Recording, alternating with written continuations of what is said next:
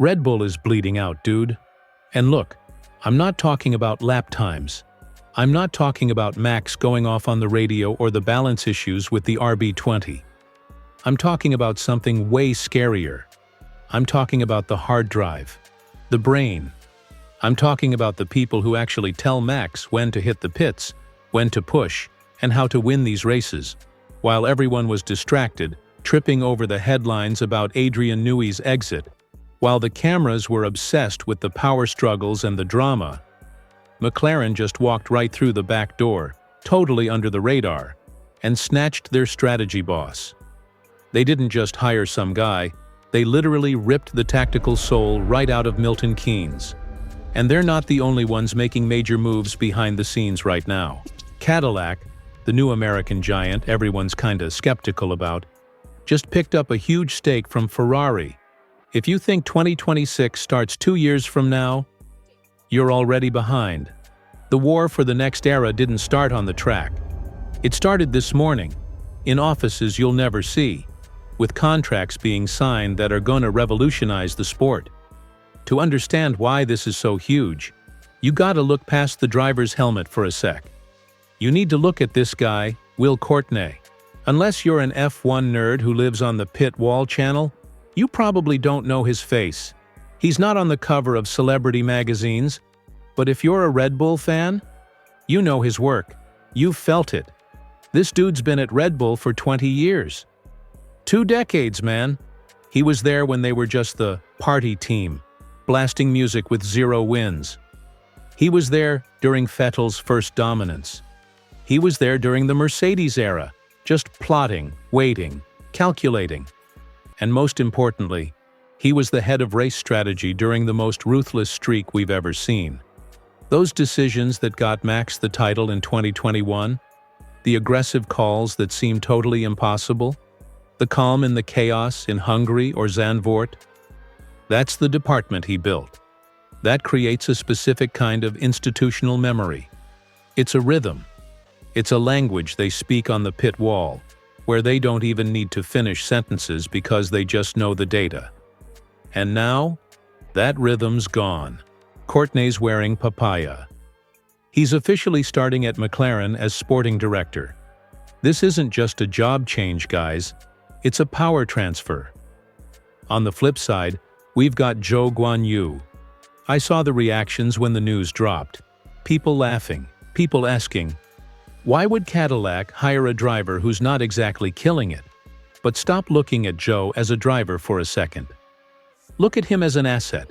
He's leaving the Ferrari ecosystem to join Cadillac. He's bringing the latest sim data, the operational patterns, the feel of a Ferrari engine, and he's taking all that intel to a brand new American team that's desperate for a benchmark. Which brings me to the uncomfortable truth nobody at Red Bull wants to say out loud.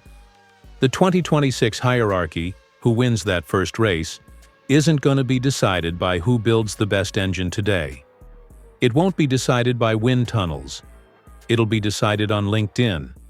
It'll be decided by HR departments. It's a corporate takeover. McLaren's buying something they've been missing for years. A winning culture. Cadillac? They're buying clean data with Zhou. And that distinction changes everything. Let's break this down, because for McLaren, this is critical. Think about McLaren's biggest weakness over the last 24 months. Be real with me. It wasn't speed. The car's been a rocket. It wasn't Lando or Oscar. These guys are elite.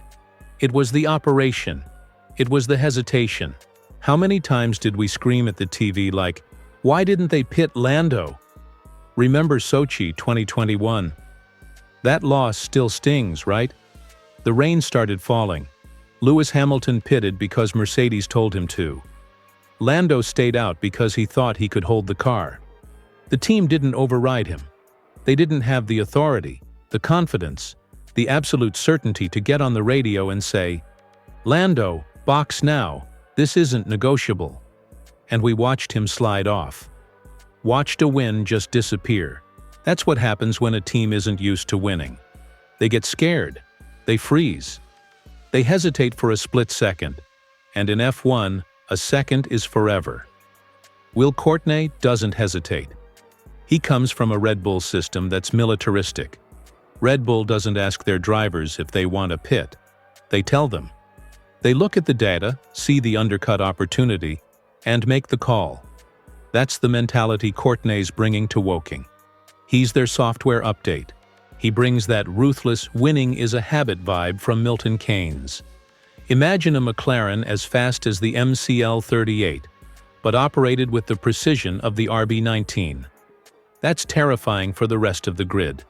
It transforms McLaren from a challenger into a potential dynasty. Zak Brown didn't just hire a strategist, he hired a general. Now let's switch gears. Cadillac and Zhou Guanyu. This move confused a lot of people, and I get it. If you only look at the standings, Zhou doesn't look like a game changer. But Cadillac's not stupid. GM isn't entering Formula One to burn money for fun. They're walking into a shark tank, and they know they're the bait. New teams usually fail. They fail because they don't know what they don't know. They have no baseline. They don't know if the car's slow or if the driver's slow. Zhou offers what a new team needs more than pure speed: stability. He's consistent, keeps it clean, and most importantly, he spent the last year immersed in the Ferrari universe. He knows how the 2026 car should behave, knows how a top team runs a briefing room. When Cadillac puts a rookie in that car in 2026, Zhou's gonna be the control variable in the experiment.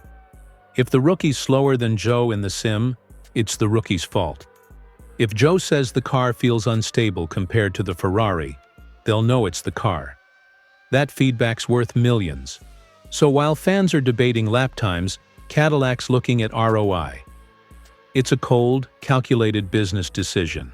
But where does that leave Red Bull? Man, it feels like a tragedy in slow motion. We're watching the dismantling of the greatest machine in modern motorsport. It started with the rumors. Then Newey left. Then Wheatley went to Audi. And now Courtney's going to a direct rival. This isn't just turnover, it's an exodus.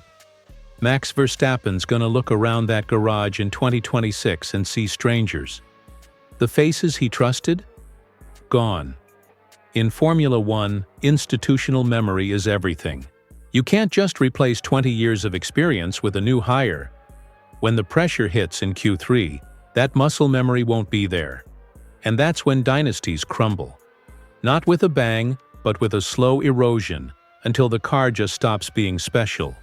So this is the reality we're seeing. The 2026 grid is being set right now. McLaren's betting everything on Will Courtney as the key to the championship. Cadillac's betting on a smart, safe, data-driven strategy with Zhou. I want you to think carefully about this before you comment. Is Will Courtney the missing piece for a McLaren dynasty? Is he the guy who turns those second places into trophies? Or is the Red Bull system strong enough to survive losing its architects? Drop your take in the comments. Don't tell me about the drivers. Tell me about the teams. Who's winning the talent war? I'll see you in the comments.